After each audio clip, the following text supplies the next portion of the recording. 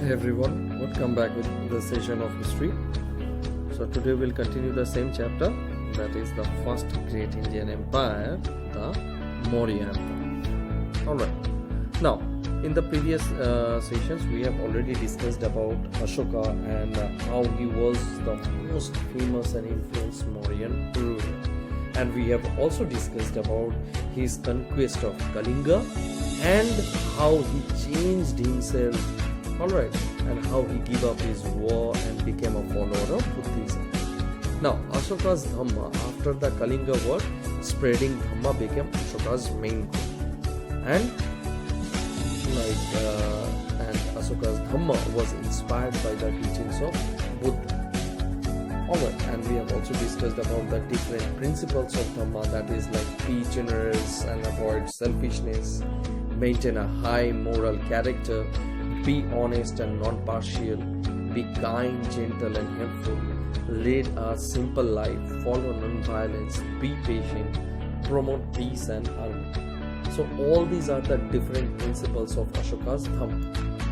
Alright, now today is our first topic of discussion, that is the spread of Dharma. Now Ashoka's main intention, he wanted his people to know the concept of Dharma, and he wanted everyone to adopt Dharma in their lives. Alright, now it was not easy for him. So what he did, he took many measures to spread Dharma. He took many measures to spread Dharma. It was not possible for him alone to do this work. Alright, so that's why he took many measures. So we'll discuss the measures one by one. First we have, that is, he led by example and followed the principles of Dharma in his daily life. Now, quite naturally, if he wanted his people to know the concept of Dharma. Now, if we don't follow the Dharma, the policies of Dharma, the principles of Dharma, so he cannot spread the concept of Dharma. So basically, he led by examples. He implemented all this in his own life, and afterwards he tried to manipulate the other peoples and try to spread the concept of Dharma. Okay, and how he did that? Basically, he gave up the luxurious and pleasurable life that he led before the Kalinga war. So his main motto was to whatever was mainly required, only that much he will use and entertain, nothing more than that. So he gave up all his luxurious and pleasurable life. Alright. Second, this was also important, he appointed Dharma Mahamantras. Dharma Mahamantras, in simple words, if we say, the religious teachers. Now it was, as I said, it was not possible for him alone to spread Dhamma. So he appointed Dharma Mahamantras, the religious teachers. And also he made different missionaries and temples. So where he his teachings of Dhamma, his policies of Dhamma to be spread. Alright. Next, Ashoka propagated his ideas and Dhamma in places like Bodh Gaya and Lumbi. And along with all this, he also helped the poor and the needy people. Okay, so it's not only that he propagated his ideas and Dhamma, he spread his ideas of Dhamma in different places, he also helped the poor and needy people. So this way, he took the attention of the people, and people started to believe him and believe his ideas and policies. Okay. Lastly, he issued rock and pillar edicts which contained the principle of Dharma. Alright. Now most of these edicts were written in Prakrit.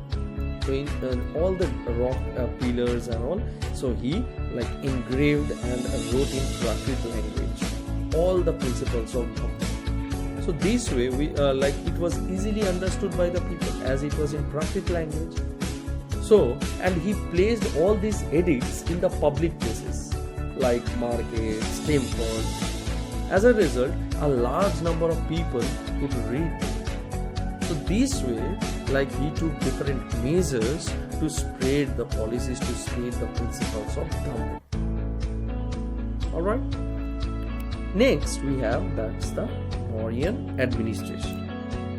Now the Mauryan Empire, they had like established a highly centralized system of administration.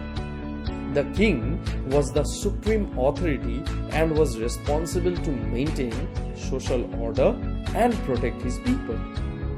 Now the welfare of the people was also the king's responsibility. Although the king held absolute power, he was assisted by a Mantri Parishad, or in simple words, the Council of Ministers. Alright. Now, if you see the revenue department, in simple words, you can call that tax department. Like, revenue department was headed by a Samartha. In simple words, like Chief Revenue Collector.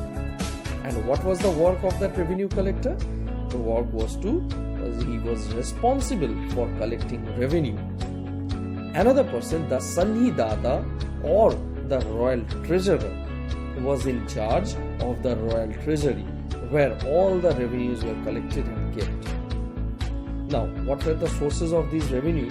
The sources of the revenue included land, trade, and income from forest, mining, fines, duties, and different gifts. Alright, so these were all the sources of the revenue. Okay. Now, the Mauryan Empire, it was like divided into provinces, and it was ruled by the representatives appointed by the king. Now, these representatives were mostly members of the royal family. Now, these provinces were further divided into districts. The officials who were appointed at the district level were responsible for judicial as well as administrative functions. And along with those officials, there were various other officials like Rajukas and Yuktas. Now, what were the work of these Rajukas and Yuktas? Now, the Rajukas and Yuktas were responsible for maintaining law and order, along with collecting taxes and measurement of land.